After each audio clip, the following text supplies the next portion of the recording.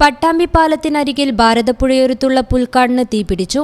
സാമൂഹിക വിരുദ്ധർ തീയിട്ടതിനെ തുടർന്നാണ് തീ പടർന്നതെന്നാണ് ജനങ്ങൾ പറയുന്നത്. സംഭവത്തിൽ പാലത്തിന്റെ ഇരുവശവുമുള്ള കുറ്റിക്കാടുകൾ കത്തിനശിച്ചു.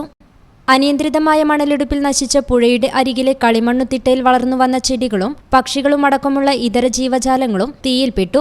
പട്ടാമ്പി ഫയർഫോഴ്സ് സ്ഥലത്തെത്തിയാണ് തീ നിയന്ത്രണ വിധേയമാക്കിയത്. പുഴയിൽ അതിക്രമം കാണിക്കുന്നവർക്കെതിരെ ശക്തമായ നിയമ നടപടികൾ വേണമെന്നാണ് ഉയർന്നുവരുന്ന ആവശ്യം. ആദ്യം പുഴയുടെ കിഴക്ക് വശത്ത് തീയിട്ടു. അവിടുന്ന് തീ ചെന്നിട്ടോ ഇനി എങ്ങനെയെന്നറിയില്ല, അതിൻ്റെ അടിയിൽ കൂടെ അപ്പുറത്തേക്ക് കടന്നു പിടിച്ച് ഇപ്പുറത്തെ സൈഡും മുഴുവൻ കത്തുന്നൊരവസ്ഥ. പക്ഷെ ഇത്തരത്തിൽ കത്തുമ്പോൾ അവിടെ ജീവിച്ചു പോരുന്ന ഒട്ടനവധി ജീവജാലങ്ങളുണ്ട്.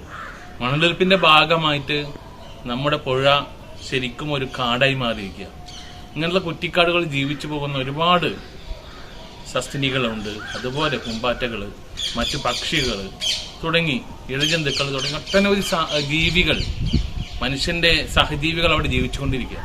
അവർക്കെല്ലാം തന്നെ നാശമാകുന്ന തരത്തിൽ. അതുപോലെ കുറച്ച് കരിഞ്ഞ ഇലകളുണ്ടെങ്കിൽ ആ ഇലകൾക്കടിയിൽ നമുക്ക് വെള്ളം കെട്ടി നിൽക്കാനൊരു അവസരമുണ്ടാവും. അതുകൂടി നശിപ്പിക്കുന്ന തരത്തിലുള്ള ഒരു പ്രവർത്തനമാണ്, സാമൂഹിക വിരുദ്ധ പ്രവർത്തനമാണ് ഇത്തരക്കാർ ചെയ്യുന്നത്. വേനൽക്കാലമായാൽ ഭാരതപ്പുഴയിൽ ഇത്തരത്തിലുള്ള തീപിടുത്തം പതിവാണ്. പലതും ആളുകൾ വന്ന് തീയിടുന്നതാണ്.